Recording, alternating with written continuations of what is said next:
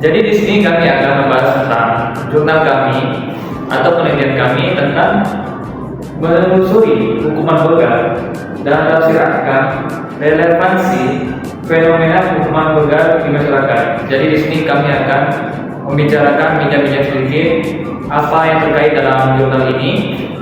Kemudian kami akan melihat perbedaan bagaimana hukuman di masyarakat dan hukuman dalam agama Islam itu sendiri. Khususnya kita akan lihat di dalam Al-Quran. Oke, kita akan mulai kan? Assalamualaikum warahmatullahi wabarakatuh. Oke, sobat ngaji tafsir, balik lagi di podcast ngaji tafsir bareng aku Andika dan Dorong Pasari. Oke, silakan Dada, apa yang kita bicarakan? Aku dan di episode kali ini kita akan bahas sesuatu yang cukup serius tapi sangat menarik, yaitu begal dalam perspektif tafsir akal.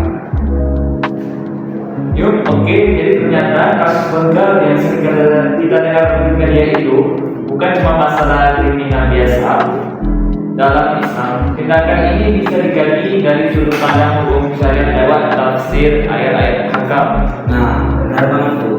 Nah, sobat ngaji yang belum tahu, tafsir akal adalah tafsir ayat-ayat Al-Quran yang berhubungan langsung dengan hukum. Nah, termasuk hukum pidana kayak kisos, ukut, dan azir.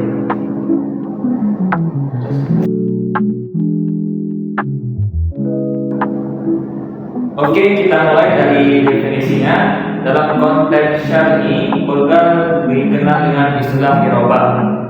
Artinya perbuatan merampas harta orang lain dengan cara kekerasan atau ancaman di tempat umum. Nah, dan uniknya dalam Al-Quran perbuatan ini sudah dijelaskan dalam surah Al-Maidah ayat 3. Isinya cukup tegas ya kita. Ya, sangat jelas. Dalam ayat itu disebutkan bahwa pelaku hirabah bisa dikenakan sanksi berat, mulai dari dibunuh, disalib, dipotong tangan dan kaki secara bersilang atau diasingkan di tempat yang jauh. Wah, berat ya. Ini semua punya pertimbangan. Jadi tindakan ini dianggap mengancam keamanan publik ya. Ya, benar sekali. Dan dalam Islam menjaga jiwa dan harta umat adalah prioritas utama.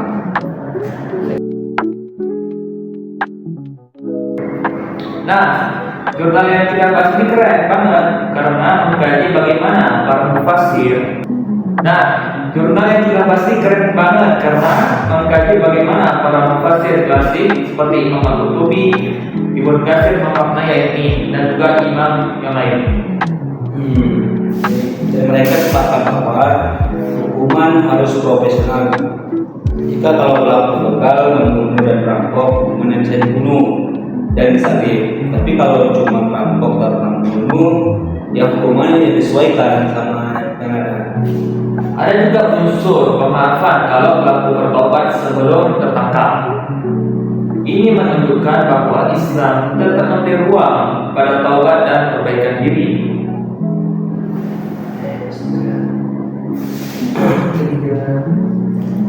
Oke, gimana konteks dengan konteks zaman sekarang?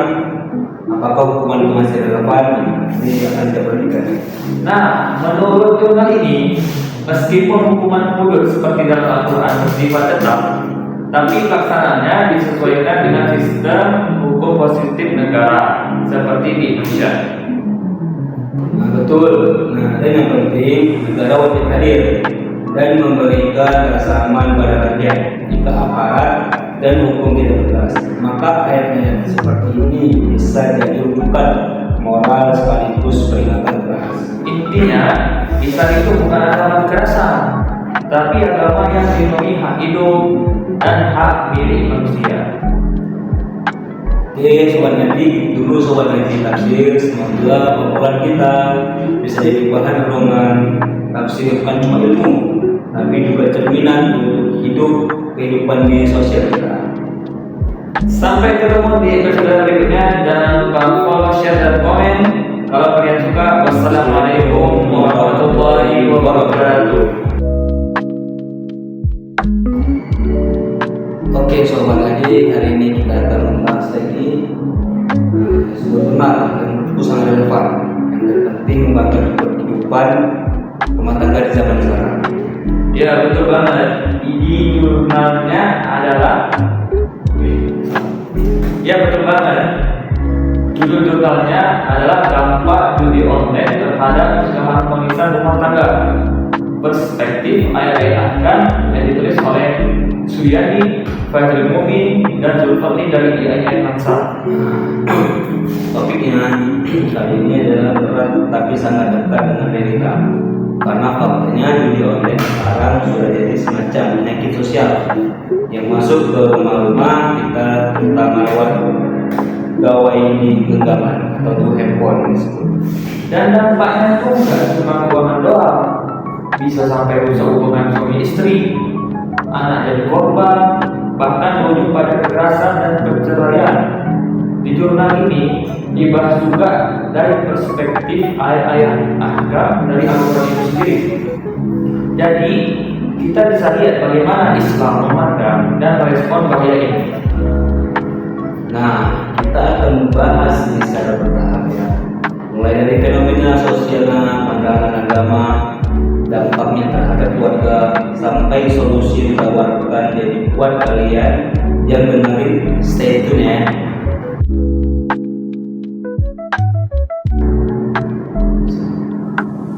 Baik, selanjutnya sini akan saya bahas itu akhir-akhir ini itu kasus rumah tangga hancur, banyak hancur gara-gara judi online makin banyak ya.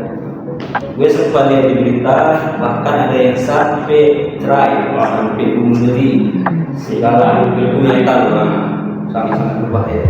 Iya, bahkan data BPS 2024 mencatat perceraian karena judi online naik drastis sampai 2.889 kasus.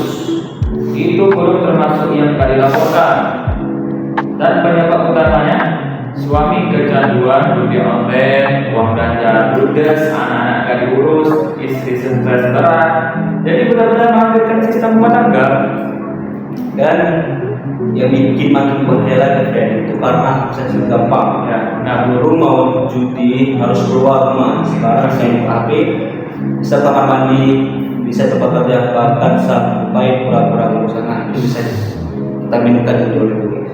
Betul, dan tradisinya banyak yang terjebak karena awalnya cuma iseng, pengen coba-coba gitu.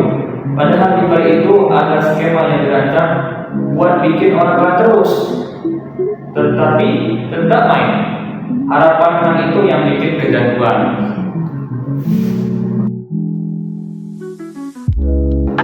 Kalau kita lihat dari sisi Islam, gimana sih friend dalam posisi judi online itu?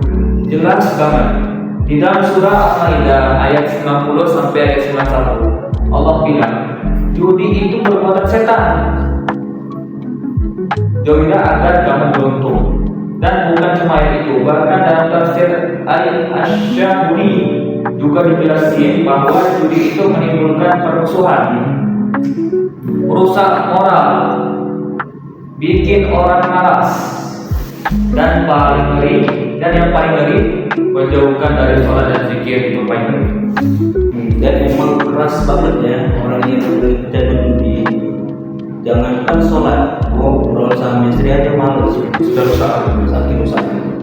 Semua fokusnya cuma satu, menang judi, tapi nyatanya kalah terus. Benar. Bahkan kalau kita tarik ke hukum Islam, judi masuk dalam jaringan takzir, artinya kejahatan yang hukumnya ditentukan pemerintah. Jadi negara pun wajib menindak. Karena ini bukan dosa personal saja, tapi sudah jadi kejahatan sosial. Maksudnya menyeluruh. Oke guys, kita masuk ke segmen 3, dampak psikologisnya dari keluarga. Ngomong-ngomong soal keluarga ini, gue tertarik banget nih waktu akhir kalau itu ikut teori sistem keluarga dari Bowen. Bisa jelasin kan? Jadi dari Bowen itu menarik karena dia bilang keluarga itu sistem yang saling terkait. Jadi kalau ada satu yang rusak, misalnya suami kecanduan judi, itu efeknya bisa kena istri pastinya. Betul. Anak apalagi, sampai lingkungan sekitar. Misalnya si istri jadi sering marah, anak jadi takut, dan akhirnya komunikasi di rumah rusak total. Itulah gimana. Dan biasanya yang terjadi ini, si istri itu udah gak kuat, Ya. terus memutus hubungan emosional. Itu yang boleh disebut cut off, kan? Ya, dan itu makin memperburuk karena bukannya sembuh, malah makin gak ada tempat untuk si pelaku berubah. Makanya dibutuhkan komunikasi yang jujur, terbuka, bahkan konseling. Nah, bahkan sampai seperti itu, pemulihan nggak bisa sendiri dan tidak bisa sendiri lagi, harus melibatkan semua anggota keluarga. Gue baru juga sadar ya, kecanduan judi itu bukan cuma masalah finansial, tapi juga masalah psikologis dan sosial. Kesehatan mental drop, rasa bersalah, numpuk, lalu stres, depresi, bisa ujungnya kriminal. Jadi bikin masalah lagi. Misalnya gitu ya. Lalu gimana solusinya Dana? Nah, solusi pertama, sadar dulu.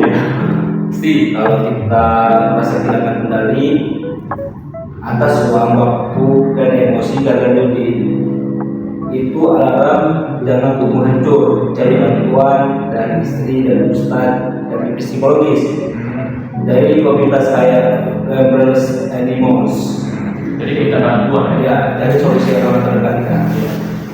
Setuju sering saya ini. Dan istri atau keluarga juga jangan langsung menghakimi. Nah, memang harus tegas, tapi tetap ada ruang komunikasi secara perlahan seperti itu. Karena yang dibutuhkan itu dukungan, bukan penghakiman. Jadi kita dukung suami kita yang bermasalah tersebut. Jadi para juga hadir penegak hukum saat situs judi harus jelas. Jangan cuma diblokir doang nih tadi, tapi juga edukasi yang jalan.